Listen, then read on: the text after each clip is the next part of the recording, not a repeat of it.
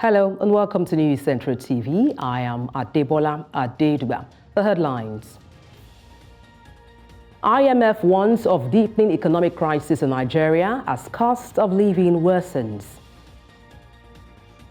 Opposition rejects bid to change Ghana's election date. Thousands protest in Morocco against ties with Israel as fighting continues in Gaza. Details shortly.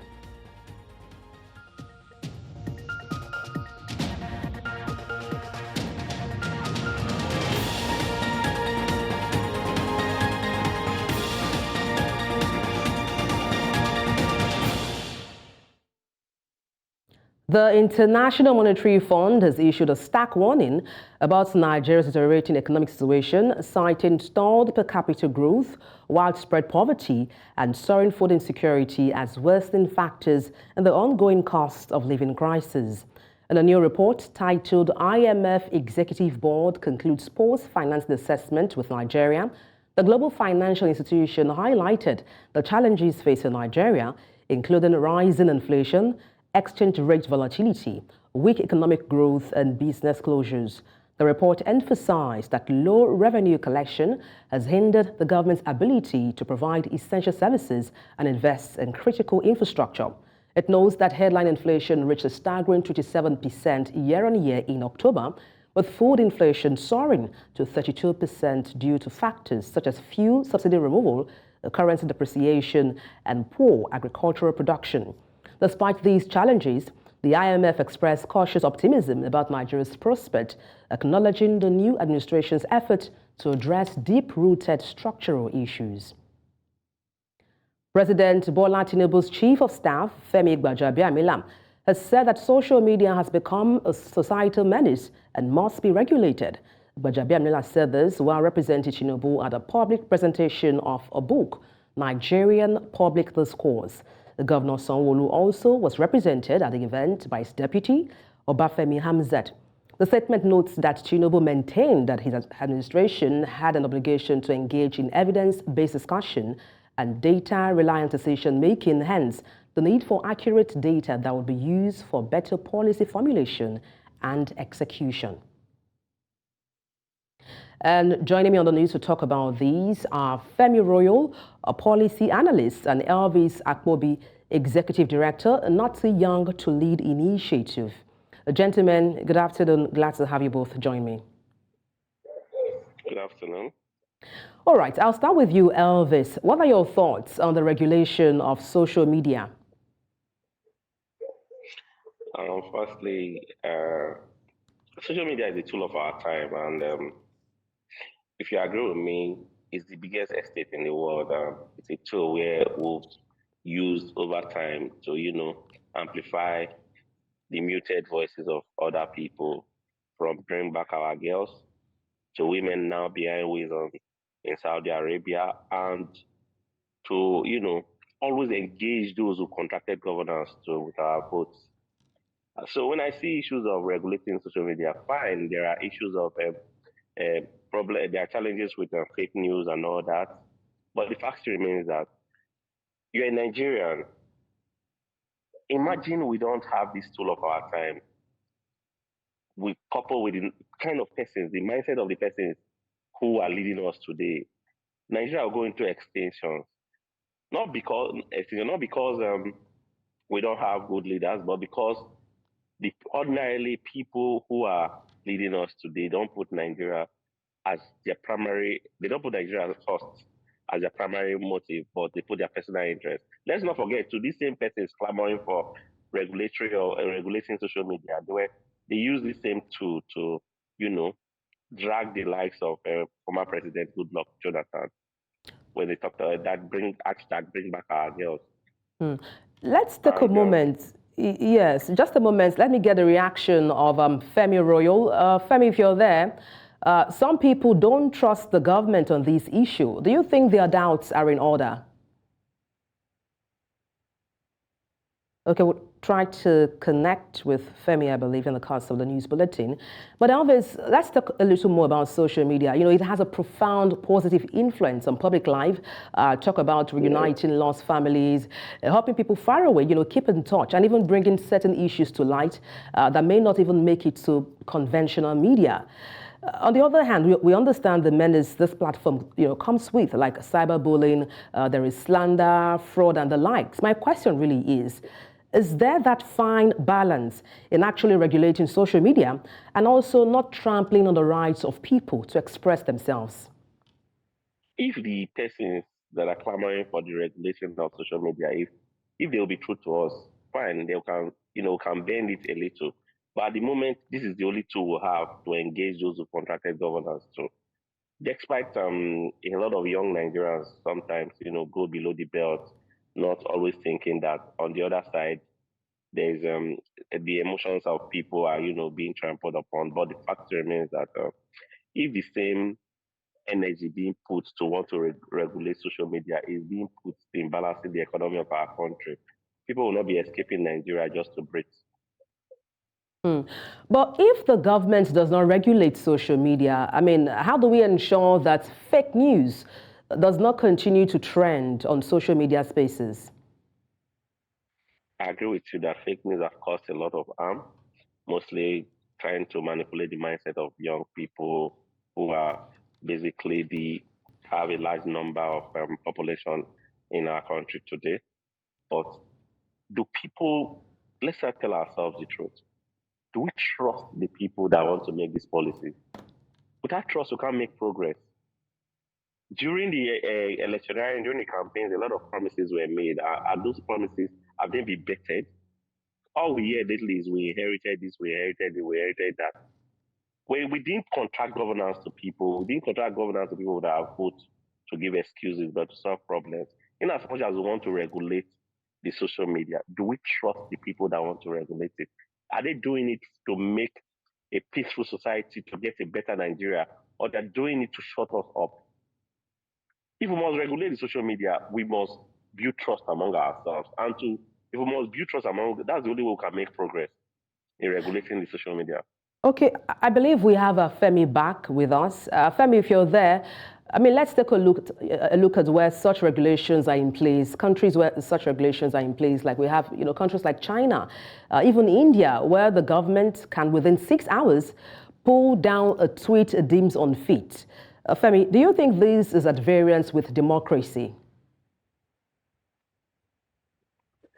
Hi, good afternoon. Pleasure to be here. Sorry for the initial hiccups. So, I mean, I like the example you've given. First off, China is not a democracy.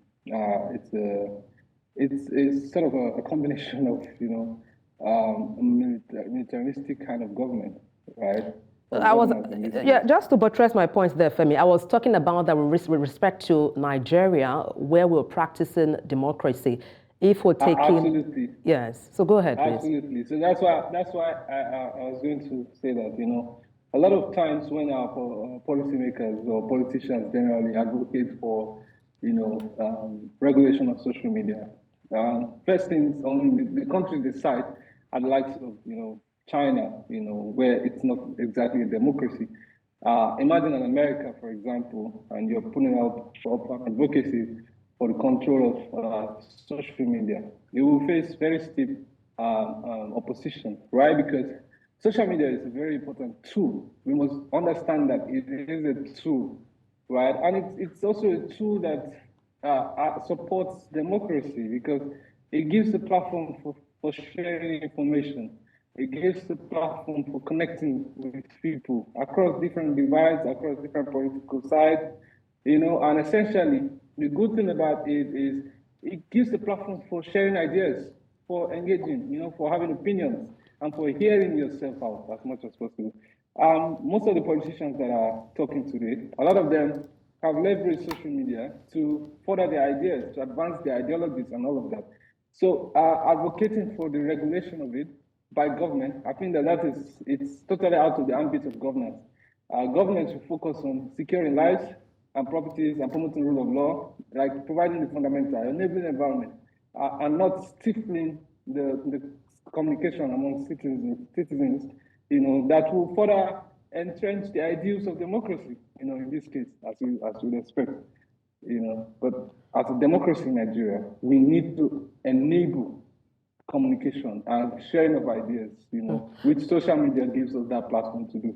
Okay. Now, Femi, is there that fine balance between, managing the menace that comes to social media and also freedom of expression? We can't rule out the fact that, yes, social media comes with a lot of vices, such as fraud, slander, cyberbullying. But then, on the other hand, social media is a very reputable tool in promoting good governance, bringing certain issues to fore, helping people reconnect with people far and wide. So is that a fine balance in ensuring, on one hand, that we are ensuring freedom of expression and also preventing the vices that comes with social media? Yeah, thank you. Every positive has negative, and that's balance of life. Every tool, the same tool, which is a gun, can be used to kill terrorists and also can be used to kill good people. So there are two sides to everything, right? But in the interest of democracy and when it concerns social media in this context, I think that there's a lot that has already been done by development organizations, to sensitize people about fake news, sharing of fake news, and calling out negative attitudes on social media, as you would already see, right? And these are I would call it biological approach to dealing with a pest. You can use a pest to kill a pest.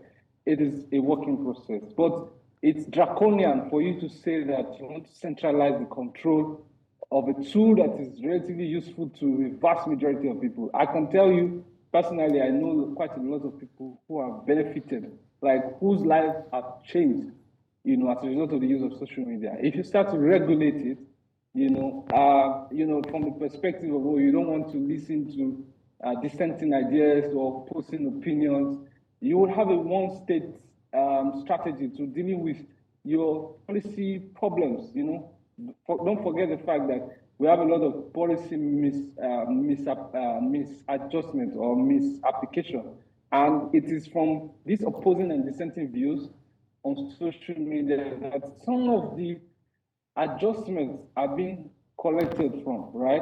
If we take that out of the picture, we will realize that we will not have a balanced opinion or a balanced policy framework. Femi, let me take a moment to... Yes, Femi. Let me take a moment to get Elvis' perspective. Nigeria's challenge is not policies. It's in ensuring that the policy is not butchered by those who are supposed to make the policy work. Elvis, how do we ensure this? Like I said before now, it's without trust, you cannot make process. You cannot make progress. And the person is making these policies for how will they put their personal interest first? What I mean by personal interest, what I mean, those who call them out when they don't do what the DNA of our country should look like. Should look. By that I mean our constitution. Well, the social media has helped, amplify the muted voices of other people. So we must regulate it, which I don't trust the people that want to regulate this thing. We must put all hands must be on deck, both the CSO, those who contracted governance to with our votes. We must tell me, what part are you regulating? Are you regulating the fact that we should not call you people out when you do something wrong? Let's not forget to the president chief of staff that represented the president wrote leverage on the social media during his campaigns. I got to know about that, the fact that he did well as a speaker, he did well as an House of Rep member through the social media. So let them tell us. Let's have a clear cut of what are you regulating. Do you want to shut our mouths? Do you want to shut our opinions, or you want to regulate the fact that fake news shouldn't, spread around and other things on the social media? But at the moment, this is the only tool we have as a generation, and it will not be nice since we are practicing a democratic process. It will not be nice to want to shut our mouth. Gentlemen, much, it's a pleasure. Apologies, that's the most we can take on the news. Thank you so much, gentlemen. Femi Royal and Elvis Akpobi, thank you both for your expertise. Thank you so much. Thanks for having me. About 1,500,000 persons in Nigeria's northeastern state of Boron State are hoping to be resettled as the government has announced its partnership with the National Agricultural Land Authority and other stakeholders. This was when 120 units of houses and a primary school were inaugurated in Jere local government area of the state. News Central's Umaru Kirawa reports. In Boron State, where the impact of insurgency has been deeply felt, thousands fled their homes in search of safer areas. The repatriation of those who fled to neighboring countries like Niger still remains a $1 million concern due to the face-off between the country and ECOWAS. On the sidelines, a collective effort is said to be underway to rebuild the lives of the 1.5 million displaced persons who have been uprooted from their homes.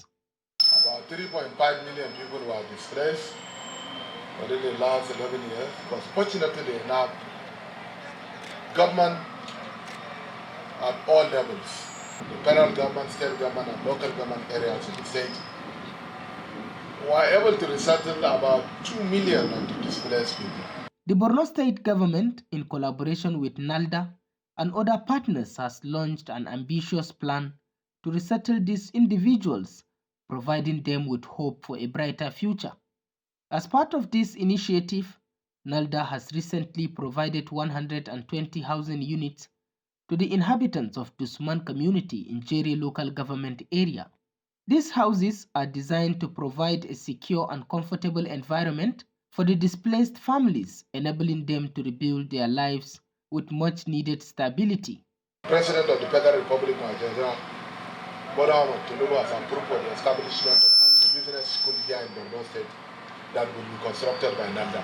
NALDA will keep on partnering with you as we keep on empowering people in the state in order for them to regain their status as farmers, legitimate farmers who can make ends meet through farming activities. With this joint effort, the Boron State government, NALDA and their partners aim to restore hope and rebuild the lives of the IDPs, fostering a sense of belonging and security. The president has mandated NALDA to make sure that we clear, prepare, and make ready lands for farmers to participate in farming and provide input. And we are starting with Boron State. By providing comprehensive support, these resilient individuals are likely to rise above their challenges and contribute to the progress and development of humanity. In Jere for News Central, Umaru Kirawa. The federal government's pledge to release 102,000 metric tons of assorted grains in a bid to address the pressing food crisis has garnered attention from leading opposition parties in Nigeria. The Labour Party and the People's Democratic Party have urged the Bola Tinubu-led administration to ensure transparency in executing this commitment. They expressed skepticism over the past unfulfilled promises. Spokesperson from the opposition parties emphasized the need for the government to deliver on its word this time. The Labour Party's campaign organization criticized previous failed pledges, citing delays in delivering promised relief to citizens. Similarly, the PDP's Deputy National Publicity Secretary underscored the urgency of the situation, urging the government to act decisively to alleviate hunger among Nigerians. President Bola Tinubu has announced plans to make the country self-sufficient in food production and transform it into a net exporter of agricultural products. And speaking during a meeting with delegation from the Global Tijaniya movement at the presidential villa in Abuja, President Tinubu noted the importance of aggressive mechanization in achieving this goal. According to a statement from his special advisor on media and publicity, Ajure Ngalale, President Tinubu outlined the administration's commitment to supporting religious activities while also prioritizing national development. President Tinubu further elaborated on plans to enhance agricultural productivity, including the expansion of farmlands, provision of low-interest loans to farmers, and investment in irrigation infrastructure. We noticed, some problem with hunger. When you see the war in Ukraine, in many other places, you can't easily grow food. We will be able to feed ourselves. We are going to cultivate more farmlands. We are going to equip farmers with low interest or no interest loans. We are going to bring tractors into this economy. We are going to invest in irrigations for this country. Nigeria would become net exporters of food.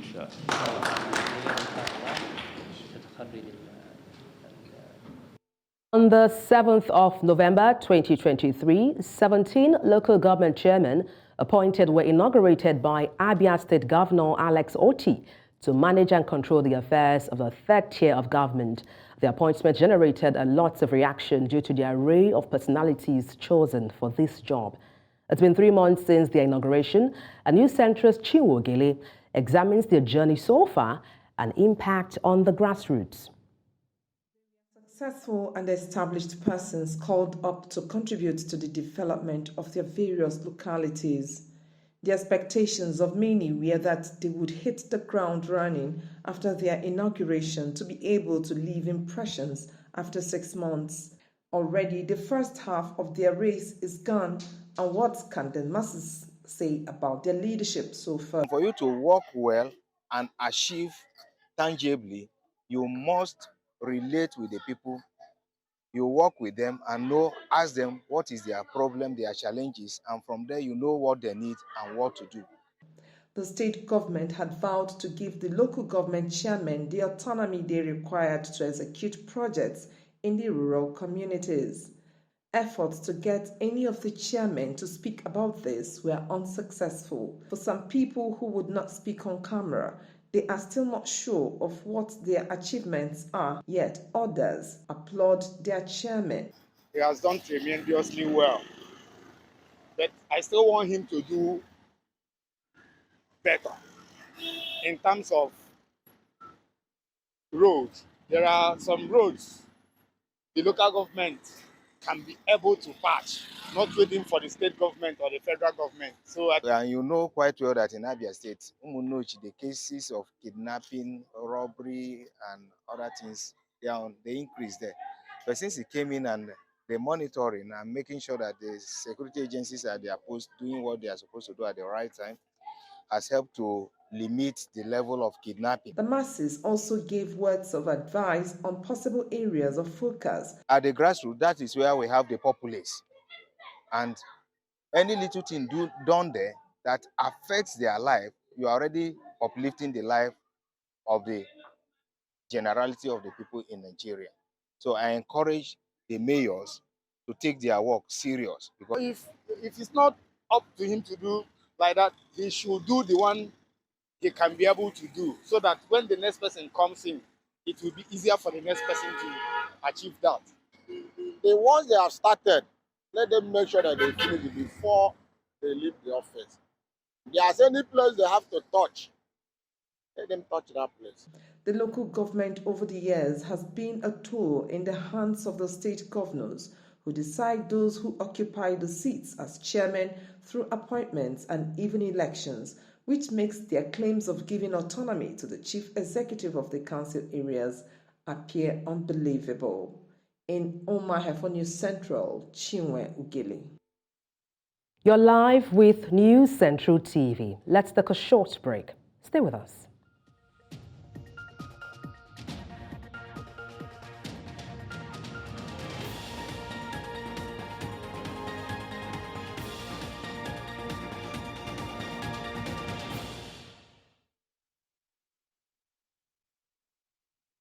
Thank you for staying tuned. Nigeria, situated along the Gulf of Guinea in West Africa, boasts of a vast coastline that stretches over 853 kilometers and encompasses a maritime territory abundant with untapped potential.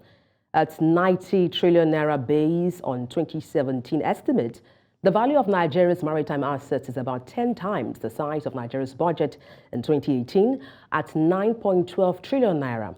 Nigeria's maritime assets have long remained a source of intrigue, offering a treasure of opportunities for economic growth, strategic development, and international trade. The surge in economic activities on Nigeria's waterways brought it with increased security challenges that have threatened the livelihoods, economies of nations, and also individuals. And joining us to assess the effectiveness of the Nigerian Navy in curbing maritime insecurity and also the theft of our ocean resources is Rear Admiral Francis Akpan, retired, a former FOC Naval Training Command, Nigerian Navy and Chief of Administration Naval Headquarters, FOC, Western Naval Command. Good afternoon. Glad to have you join me. Thank you very much for having me. All right, let's get straight into it. Now, protecting Nigeria's ocean is a necessity, looking at its potential. But how effective are the measures or strategies that the Nigerian Navy has developed in ensuring the safety of Nigeria's maritime? Over the years, there have been two terminologies that we need to define. First, there's the maritime strategy, which is the business of the Navy, planning how to go to war, execute the war, and come back victorious. The other is maritime security. Maritime security is a collaboration of all maritime stakeholders, including the demographics in the littorals. The littorals are areas bordering along our coasts, which actions of the land influence areas up to 10 nautical miles of our coastline or into the sea.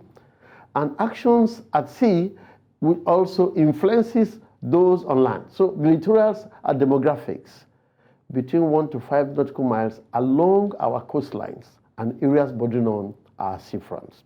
So maritime security is a collaboration of all stakeholders, all, and the demographics, in ensuring that we have a conducive maritime domain for the economy to thrive and for development to have its roots. If I may just follow up on what you just said, talking about maritime security, how would you assess the present maritime security of Nigeria? Maritime security has been taken to a new, good level. Firstly, if you look at the threats that are prevalent in our maritime domain, led by piracy, sea robbery, oil theft, crude oil theft, product theft, transshipment, illegal, unregulated, and fishing. And of course, we also have the issue of now citizens stowing themselves illegally into vessels. We also have the issue of proliferation of small, medium, and large arms, because there is no more small arms alone. We're beginning to see large arms. We have the issue of drug trafficking, etc. Huge plenary of space, but huge security challenges. So these are the things that we have to face. We also have the issue of maritime terrorism, destruction of critical, huge national assets at sea, including platforms. So these are the challenges that you face. Hence, I said that it's maritime security to enable the conducive environment for economic activity to thrive is an effort that will be led by the hegemony Nigerian Navy and all other stakeholders. The IOCs have most of their offshore assets constitute about 34 to 35% of the overall oil exploratory assets in Nigeria. They also are parties and partners of efforts to ensure that we have the best maritime security environment in Nigeria. So it's a collaboration. It's not a responsibility of the Navy alone. But the Navy, as the lead agency, has been doing its best in terms of acquisitions, training, and whatever, to ensure that we have a conducive maritime environment. On top of its efforts, of course, is the provision of maritime domain awareness platforms. It has regional maritime REMAC centers established along the coastline. it has inaugurated a brand new one, the Falcon Eye system, that has coastal and high-frequency radars sweeping from the joint development zones around Cameroon and Equatorial Guinea to the Republic of Togo and stretching into seawards 200 nautical miles.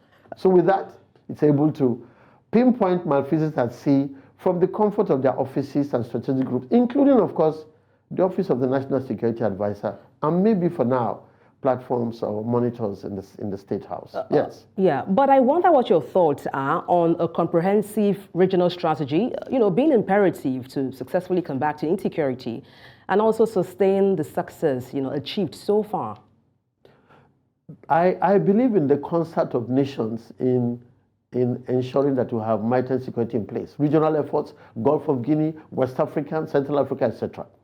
The Organization of Africa, the African Union itself, have come up with an African integrated maritime strategy, which has also introduced regional efforts by ensuring that the regional maritime spaces have been put into segments and regional blocks.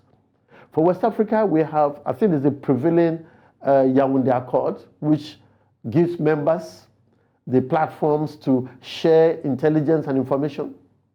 It also have in it in the protocols sharing information between navies and other maritime security organizations.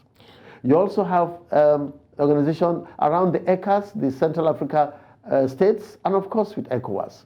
That way, they have been able to share intelligence and information to the extent that because of the humongous nature of the sea, especially around the Gulf of Guinea, if a crime is committed as far away as Senegal, it could be tracked, traced, monitored, and of course, if it comes into your maritime space, you then have the time and the ample capacity to ensure that those malfeasance are curbed before they get into your territorial areas. So basically, that is, I support the essence of these sub-regional efforts, both ECAs and ECOWAS, and of course the prevailing one, which is the Yaoundé Accord. I hear you when you talk about the intelligence sharing, but talking about the Nigerian Navy, I mean, arrests have been made involving those, ocean resources theft, even illegal fishing. How can we curb these? Do you think the Nigerian Navy is overwhelmed? And then how can we, leverage on technology in help curbing these, issues, like you have rightly mentioned? Like I said, the fishing vessels that were caught was with the aid of technology. We have passed the age of opportunistic patrols and what have you. We now sit in our offices, in our centers. These are active centers. These monitors operate 24/7 in the last 6 years with 0% redundancies. So there has been this active maritime domain awareness. Is about knowing the activities taking place in your maritime domain. For Nigeria's 84,000 square nautical miles, inclusive of areas beyond that, like I said, from Cameroon to Togo. So it is this active observance and sharing of information and intelligence that has brought about nipping in the bud some of the malfeasances, especially irregular, unregulated, and unauthorized fishing. So yes, they are on the job, they are on it, they have what it takes, they have new platforms, they have increased in the helicopter arsenals, they have more helicopters, numbering towards 1,000, towards a dozen. They have new platforms in terms of the drones. I hope they start operating very soon. That way, we reduce the incidence of malfeasance. We reduce the incidence of illegal fishing, especially because of the huge amount that we lose by the activities of these illegal fishermen. Well, hopefully, we're looking forward to these technology deployed to curb the issues we have regarding our maritime sector. But thank you so much for your time on the news and, of course, your kind company. Rear Admiral Francis Akpan, thank you once again. Thank you very much for having me. Ahead of planned divestment of multinational oil companies in Niger Delta region, some communities have called on the federal government to prevail on the companies to clean up areas polluted in the communities due to the exploration over the years. And this was part of the resolutions reached at the COP24 Local Community Summit on Oil Divestment and Environmental Justice held in Delta State, South Nigeria. News Central's Austin Nazu tells us more. In the Nigeria ecosystem, the effects of climate change are particularly pronounced, with issues of environmental degradation, especially in the Niger Delta region, with extreme weather conditions threatening human existence. Against this background, they selected community chiefs, youth leaders, women leaders, civil society organization representatives in the region converged on this hall in Agbaro, Delta State, to highlight the importance of local community engagements, divestment strategies, indigenous knowledge and technological advancements in achieving sustainable solutions in the region. Strengthening indigenous knowledge to bridge climate action gaps in transition from fossil fuel to clean energy is a theme for the event. We advise communities also to learn to hold the IOCs responsible for the environmental damage they've caused. For all of these multinationals that are about leaving, we're not saying they must stay, because actually they're not from here. Before they leave, the government should ensure there's an agreement that is signed, that a lot of these are community that they have destroyed, they should compensate that community handsomely. Ensure that they pay for the damage they have caused. The participants were taken through environmental justice strategy, divestment plans and their implications on the environment, and environmental accountability using the beneficial ownership disclosure policy. The issue around, oil pollution is a recurrent issue. Aside from Ogoniland that has been environmentally audited, and currently we are seeing some remediation work going on, the entire Niger Delta needs to be audited. The entire Niger Delta needs to be cleaned up. Host community people needs to be compensated. So we are saying first that the companies who are planning to exit our onshore facility, our onshore sites, should first take care of the mess that they have created. Compensate the people for the injustices and the suffering that they have gone through. Executive Director of Connected Advocacy and Partners said the neglect of local community issues at COP28 underscored the urgent need for action, particularly in regions like the Niger Delta, where inhabitants can no longer have access to fresh air, arable farmlands, stay healthy due to environmental degradation. Next is engagement. So you're going to be seeing actions from local communities holding their duty bearers accountable, and also telling the IOCs, before you divest, pay compensation, ensure remediations to the environment that you've been using for decades. So with these tools, they understand now how to check for beneficial owners, how to understand the environmental audits, and also what they can be doing also to reduce their carbon footprints, were all what we discussed here today, to ensure that local community using their indigenous knowledge to drive climate action.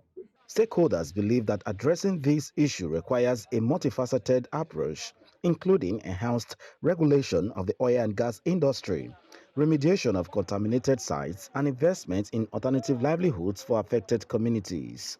Additionally, promoting reforestation and ecosystem restoration projects can help mitigate the carbon emissions associated with deforestation and land degradation in the region. In Asaba for News Central, I'm Austin Azu. And joining me on the news to talk about this is Martins Ogunlade, a social analyst. Good afternoon from here. Glad to have you join me, Martins. Good afternoon. My pleasure to be here. Thanks for having me. All right. Now, from a social perspective, what are the primary concerns and also anxieties held by communities in Niger Delta regarding the planned divestment of multinational oil companies? Well, the people in the region will continue to suffer unduly from the environmental impacts of IOCs that have, maximally deployed and depleted their environment. The people, unfortunately, will also be subject to social implications of IOCs and their inglorious activities over the years that have unfortunately been, disregarded by the policies of government. So it's going to be a continued, infraction on the part of the people of Niger Delta, and to us, this is not fair, it is not acceptable, this should not be promoted by any means or standard, not even in a society like Nigeria. Okay, beyond environmental cleanups, Martins, let's look at broader social development needs and also aspirations that should be prioritized during and after divestment process, just to ensure, that sustainable outcome for the Niger Delta communities. Well, Development, like you did rightly mention, should come from the people, but unfortunately, the type of climate that we come from, development are always forced on us. We found ourselves in a situation where government rule books, like I do always call them, have failed to think ahead of days and times like this. Divestment, like one of the person you interviewed mentioned, will eventually happen one day.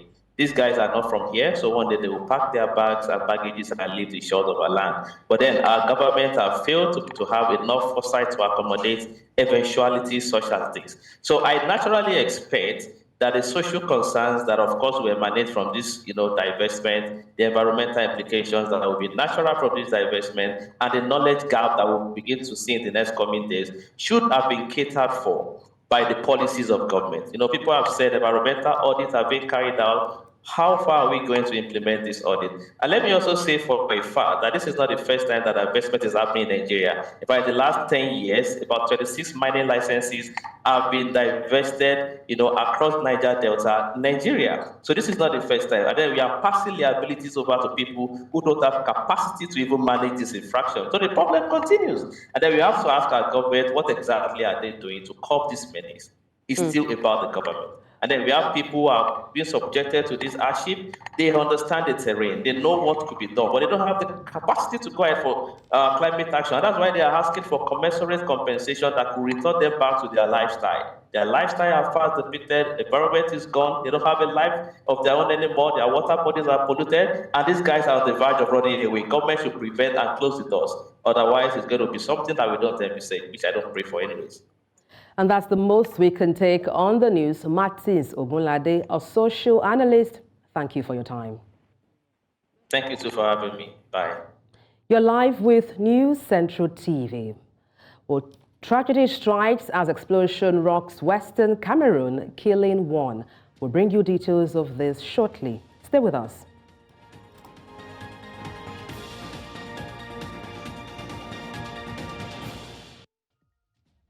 The news continues in West Africa, where Ghana's opposition presidential candidate, John Mahama, has opposed a proposal for the general elections to be brought backward to November from December this year.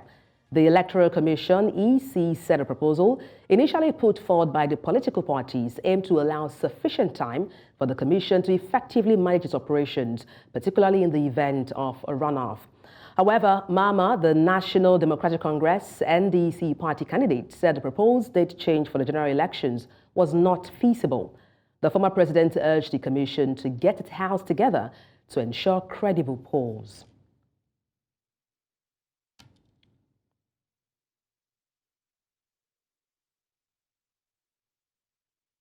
One student has been killed and several others injured following an explosion in Cameroon's volatile northwest region.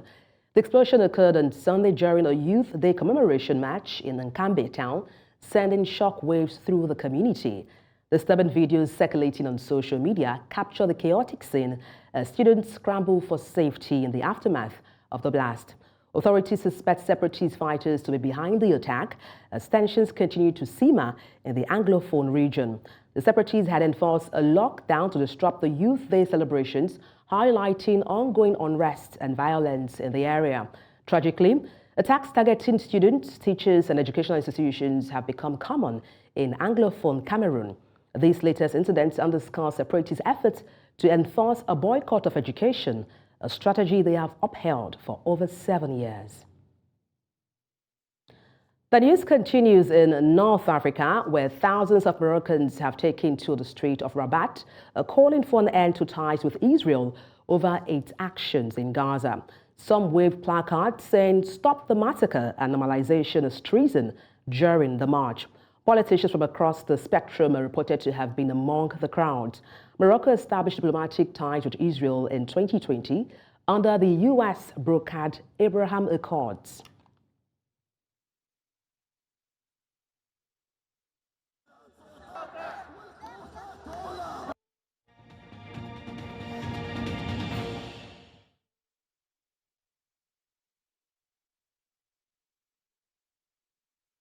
And to the story on the crash that killed the Group Chief Executive Officer of Access Holdings PLC, Herbert Wigwe. On board the ill-fated aircraft last Friday were Wigwe, his wife, son, a former group chairman of the Nigerian Exchange Group, Abimbola Ogunbanjo, as well as 2 crew members. The United States authorities, in a briefing on Sunday, said reports suggest that a wintry weather condition was among the factors that contributed to the chopper crash that claimed 6 lives. At a briefing, a National Transportation Safety Board NTSB member, Michael Graham, said officials were at the scene to gather perishable evidence.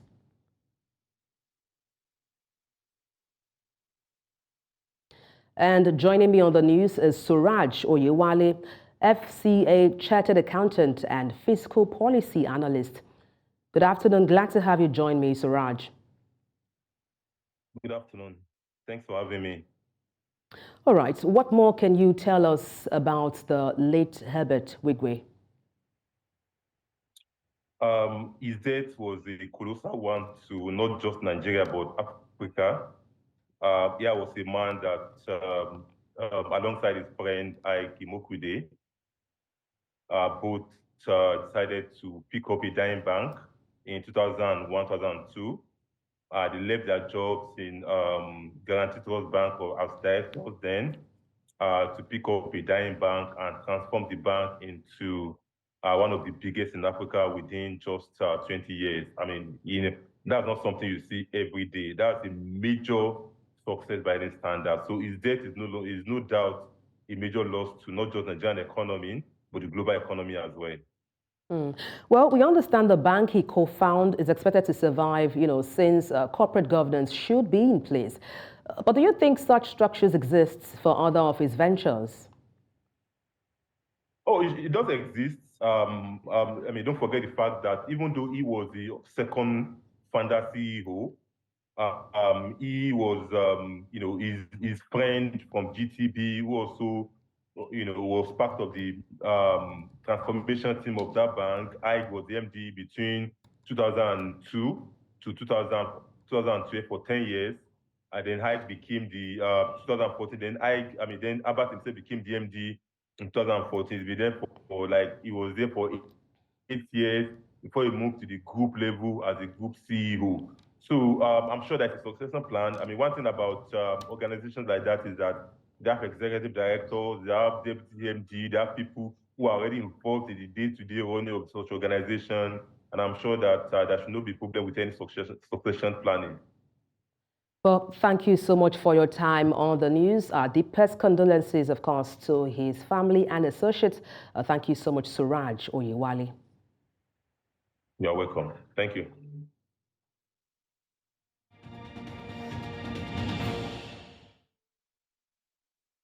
And now to sports stories. Tributes have been flowing in from across the world today for Kenyan running sensation Kelvin Kiptom after the marathon world record holder was killed in a car crash at the age of 24 in his home country. The favorite for the Paris 2024 Summer Olympics was driving from Katapgat to Eldoret in western Kenya around 11 p.m. local time on Sunday when his car rolled. Kipton and his Rwandan coach Gavis Hakizimana were killed while a woman passenger was injured. According to local police reports, the car had 3 occupants, 2 died on the spot, while 1 was taken to the hospital. Kipton exploded onto the marathon scene when he ran a world record 2 hours 35 seconds in Chicago in October, taking 34 seconds off fellow Kenyan star Eliud Kipchoge. He was also 23 years old at the time and competing in his only 3rd marathon. And that's all on the news at this hour. But before we go, let's take a look again at some of the major stories. IMF warns of deepening economic crisis in Nigeria as cost of living worsens. Opposition rejects bid to change Ghana's election date. Thousands protest in Morocco against ties with Israel as fighting continues in Gaza. Send your eyewitness report to the WhatsApp number on the screen and follow us on social media. We are at News Central TV. You can watch us live on DSTV, channel 422, Star Times, channel 274, Avo TV, and YouTube. Many thanks for watching. I am Adebola Adeduba.